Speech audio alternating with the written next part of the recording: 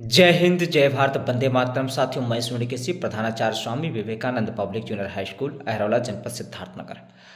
आज मैं आपके साथ में बात करूंगा बच्चों के भविष्य को लेकर।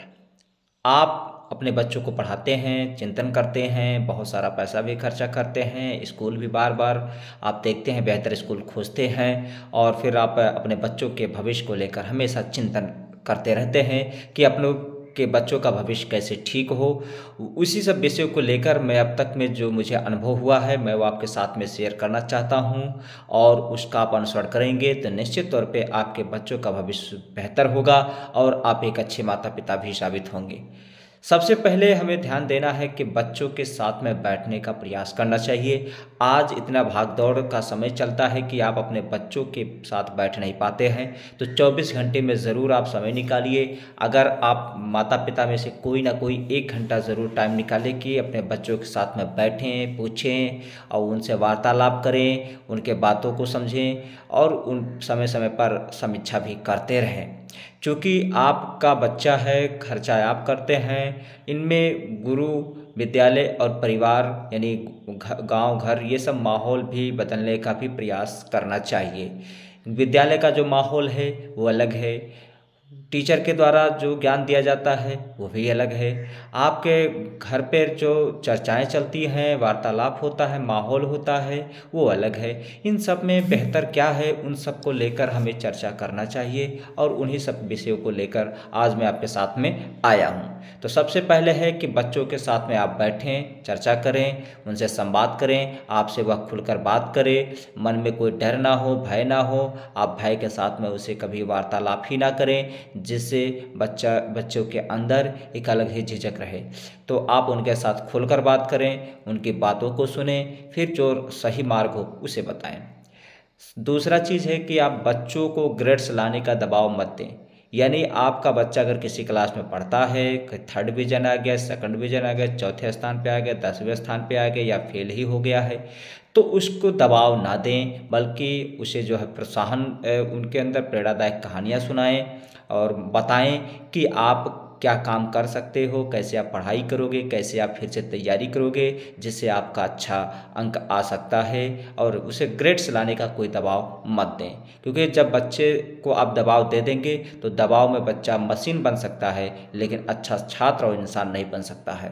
तो ग्रेड्स लाने का दबाव ना दें, यानी उसे जैसा वो पढ़ रहा है उसमें आप बेहतर क्या कर सकते हैं, आप उन बातों को ध्यान में रखें। बच्चों के पक्ष में हमेशा रहें। जैसे कभी कभी क्या होता है कि आप उनके अगर विपरीत जाएंगे, आप उन्हें जो है कर कहेंगे तो वो उटपटांग काम करेगा ही और वो अपने हिसाब से चलेगा। आपको माहौल बदलना है कि आपका बच्चा गलत मार्ग पे जा रहा है, तो आप इस तरह की ऐसी कुछ प्रेरणादायक कहानियाँ, कुछ ऐसे चीज़ घटनाएँ, कुछ इस तरह के माहौल आप उनसे रूबरू कराएँ और बच्चा स्वयं ही सीखे, स्वयं ही अपने आप जिस मार्ग पे आप चाहते हैं वो उस मार्ग पे आए। लेकिन आप बच्चों के पक्ष में ही रहें, बच्चों को दबाव ना दें, उसके विपरीत ना जाएं। अब बच्चा गलत कर रहा है, उसे कैसे लाइन पे लाना है, उसके लिए क्या माहौल आप दे सकते हैं, कहाँ उसे आप ट्रांसफ़र कर सकते हैं कि यहाँ से वहाँ जाए, उस तरह का माहौल मिले या उसे, तो वो वही उसी पक्ष में, क्योंकि आप प्रत्यक्ष रूप से जो भी कुछ कहेंगे तो ठीक बच्चा उसका विरोध ही करेगा, आपके सामने दिखावा करेगा लेकिन अलग जाके फिर वही काम करेगा है। तो बच्चों को उसके बारे में आप समझें, उसकी जो सोच है वो आप समझें, परखें, फिर उसके बाद में आप वैसा माहौल ही दे दीजिए जैसा कि आप चाहते हैं। क्योंकि ये होता है कि बच्चों को जब आप कुछ मना करते हैं तो उटपटांग काम वही करता है।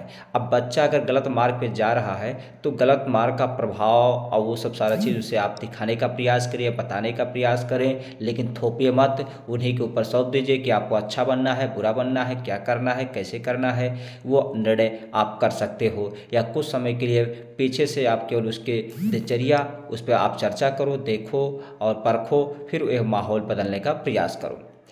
इसके बाद में पढ़ाई की बात हमेशा करें। नए नए विषयों को, जैसे डॉक्टर, इंजीनियरिंग लाइन, जो भी जिस फील्ड में जाना चाहते हैं उस विषय के बारे में हमेशा चर्चा करना चाहिए। और हमेशा पढ़ाई के बारे में कुछ ना कुछ जानकारियाँ, रोचक कहानियाँ या व्यवहारिक ज्ञान या फिर किताबी ज्ञान या फिर जो करंट जो संबंधित घटनाएं घटती हैं या पुराने ज़माने में जो काम हुआ है वो कहानियाँ हैं, वो सब सारी चीज़ों के साथ में शेयर करें, वार्तालाप करें, प्रश्न उससे पूछें और उससे भी कहो कि आप इसमें क्या प्रश्न कर सकते हो, वो प्रश्न भी आप बताओ। पढ़ाई का माहौल, पढ़ाई का शेड्यूल बनाएं, उनका एक टाइम टेबल बनाएं, कब कौन सा विषय पढ़ना है, कब खेलना है, कब घूमना है और कब जो स्कूल जाना है, स्कूल से आके समय क्या क्या काम करना है, उसका एक शेड्यूल बना के, चार्ट बना के उनको चस्पा कर दीजिए, चिपका दीजिए और वही देख के बच्चा उसी के अनुसार चले। और आप भी उस समय में उसे बच्चे को डिस्टर्ब ना करें, बच्चे को पढ़ने दें, बच्चे को माहौल दें और उसका एक शेड्यूल बनाए, टाइम टेबल बनाए। टाइम टेबल के अनुसार चलने के लिए 3 से 4 महीना, 6 महीना के साथ में ध्यान दें। फिर बच्चा जैसे इस टाइम टेबल में वो ढल जाएगा तो फिर आपको बताने की आवश्यकता नहीं पड़ेगी, ज़्यादा ध्यान केवल समीक्षा करने की ज़रूरत पड़ेगी है। इसके बाद में है पढ़ाई का माहौल बनाने के लिए है स्टडी मटेरियल उनके पास होना चाहिए। जैसे आजकल जो स्टडी मटेरियल है, चाहे वो किताब हो या फिर ऑनलाइन जैसे कंप्यूटर वगैरह हो, या फिर आप देखते होंगे कोई चार्ट है, कोई वैज्ञानिक है, विज्ञान से संबंधित है, तो कुछ ऐसे माहौल, बच्चा अगर कुछ नया चीज़ सीखना चाहता है तो नए नए स्टडी मटेरियल बच्चे के कमरे में ज़रूर रखें और उसे आप देने का प्रयास करें। क्योंकि जितने अच्छा माहौल मिलेगा, जितना अच्छा स्टडी मटेरियल रहेगा और जितने प्रेरणादायक लोग आते रहेंगे हैं तो निश्चित तौर पे उन्हें एक माहौल मिलेगा है और आप उस बच्चे को बदलाव ला सकते हैं। तो स्टडी मटेरियल बहुत आवश्यक होता है, चाहे वो ऑनलाइन हो, ऑफलाइन हो या किसी भी प्रकार का हो। जब आगे आप समझ नहीं पाते हैं तो ज़रूर उस विद्यालय के टीचर से पूछें, क्लास में जाके पूछें, बच्चों से भी पूछें और जो हैं कि क्या क्या आपके पास है, क्या हमारे बच्चों के पास नहीं है, या फिर ये सब सारी चीज़ों को माहौल बनाने का एक करना चाहिए। बच्चों की टीचर से भी आपको मिलना चाहिए समय समय पर है। 15 दिन, 1 महीने पे अपने बच्चों के जो मान लीजिए कोई मैथ पढ़ाता है, कोई इंग्लिश पढ़ाता है, कोई कुछ पढ़ाता है, तो उनसे आप वार्तालाप करें कि भाई मेरा मैथ में मेरा बच्चा कैसा है, इंग्लिश में मेरा बच्चा कैसा है। क्लास टीचर से पूछे कि आपके क्लास में 35-40 बच्चे हैं तो मेरे बच्चे की स्थिति क्या है, क्या उसमें हम लोग बेहतर कर सकते हैं, क्या कुछ ऐसी कमियाँ हैं उसे कैसे सुधारा जा सकता है। तो ये सब सारी चीज़ों को आप चर्चा करना चाहिए क्लास टीचर के साथ में या सब्जेक्ट टीचर के साथ में या प्रिंसिपल के साथ में या प्रबंधक के साथ में है। ज़रूर आपको चर्चा इस पर करना चाहिए, एक ऐसा माहौल बदलने का प्रयास करना चाहिए। इसके बाद में है बच्चों के पढ़ने के तरीक़ों को समझना चाहिए, यानी उसे क्या हो कि बच्चों का पढ़ाई का तरीका क्या है, वो ऑनलाइन पढ़ना चाहता है, ऑफलाइन पढ़ना चाहता है या फिर ट्यूशन के माध्यम से पढ़ना चाहता है या स्कूल में ही पढ़ना चाहता है। तो उसके तरीक़ों को आप समझें कि बच्चा किस स्तर पर या किस माहौल में वो पढ़ना चाहता है, उसका क्या हम किस तरह से उसे समझा सकते हैं, मौखिक रूप से, लिखित रूप से या व्यवहारिक रूप से। माहौल बदलने की भी काम ज़रूरत होता है और उस समय समझाने का भी प्रयास करना चाहिए। क्योंकि कभी कभी होता क्या है, आप ऑनलाइन पूरे जो दिखावा करने लगते हैं, ऑनलाइन पूरी व्यवस्था देते हैं, लेकिन जबकि बच्चा ऑफलाइन पे समझ पाता है, कभी कभी ऑफलाइन समझता है, ऑनलाइन भी समझ लेता है। तो ये सब सारी चीज़ों को लेकर उनसे समझने का प्रयास करें कि आपका बच्चा किस कैटेगरी का है, कैसे है, और उसे जो है उस माहौल में ढालने का प्रयास करें। बच्चों के साथ में पढ़ाई का लक्ष्य भी तय करना चाहिए। जैसे कभी कभी क्या होता है कि बच्चा तय नहीं कर पाता है कि मैं डॉक्टर बनूं, इंजीनियर बनूं, साइंटिस्ट बनूं, क्या बनूं, लेकिन जैसा माहौल देखता है उस हिसाब से कहता है। कभी कहता है मुझे डॉक्टर बनना है, डॉक्टर को देखा तो कहा डॉक्टर बनना है, इंजीनियर को देखा तो कहा मुझे इंजीनियर बनना है, टीचर को देखा तो कहता है मुझे टीचर बनना है। यानी जो बच्चा देखता है उसे पल पल उसका मन बदलता रहता है। तो वो अस्थायित्व भावना लाने के लिए है उस तरह का आप माहौल दिए जिस माहौल में आप उसे ले जाना चाहते हैं, डॉक्टर लाइन में या टीचिंग लाइन में या फिर जो भी। तो उस तरह के माहौल और उस तरह के जो उस फील्ड में अच्छे स्थान पे पहुंच चुके हैं उनसे वार्तालाप कराइए, उनका संवाद कराए बच्चों के, है कि बच्चा कैसे पढ़े, क्या है वो सारे चीज़। तो वो बच्चा ऑटोमेटिक उस लाइन में, जिस लाइन में आप ले जाना चाहते हैं वो चला जाएगा है। लेकिन कभी कभी क्या होता है, आप बच्चा इंजीनियर बनना चाहता है, आप डॉक्टर के बारे में कर रहे हो, बच्चा डॉक्टर बनना चाहता है, आप इंजीनियरिंग के बारे में करना, बच्चा जो है टीचर बनना चाहता है, आप ये करना, बच्चा वकील बनना चाहता है, आप ठीक उसके विपरीत काम करते हो। तो उसे आप परखिए, उसके पीछे आप देखिए कि साइंस लॉजिक क्या है और क्या वो करना चाहता है। वो माहौल आप 3 से 4 महीने, 6 महीने, साल भर, 2 साल, 3 साल में आप उसे देखते देखते रहें। जिस तरह ज़्यादा रुझान उसको, उसी माहौल में उसे जाने दीजिए, क्योंकि अगर उसका विपरीत काम करेंगे तो निश्चित तौर पे वह बच्चा फिर वो आगे नहीं बढ़ पाएगा, मानसिक तनाव में रहेगा है, फिर वो कुछ ना कुछ गलत कदम उठाएगा ही उठाएगा है। पढ़ाई के महत्व बताएं, पढ़ाई के महत्व बहुत बताने की आवश्यकता है कि आज के समय में पढ़ाई कितना महत्व है, कि अगर आपको बिजनेस करना है, नौकरी करना है, या समाज में जीना है, या फिर समाज में न्याय की लड़ाई लड़ना है, या कुछ भी संवाद करना है, तो पढ़ाई का महत्व बहुत है। और उस महत्व को आप प्रेरणादायक कहानी, वीडियो क्लिप, या फिर जो है लोगों के जो पढ़कर आगे बढ़ चुके हैं, तो उन सब सारी चीज़ों को आप बताएं, समझाएं, और उस तरह के महत्व को अपने बच्चों को बताएं, बचपन से ही बताते रहें, आगे तक बढ़ाएं। अगर आपके बराबर हो गए हैं तो बच्चे को आप डांटने का प्रयास ना करें, बल्कि उसे एक कहानी के माध्यम से उसे समझाने का प्रयास करिए, माहौल बदलने का प्रयास कीजिए। निश्चित तौर पर बच्चा अच्छे मार्ग पे ही जाएगा।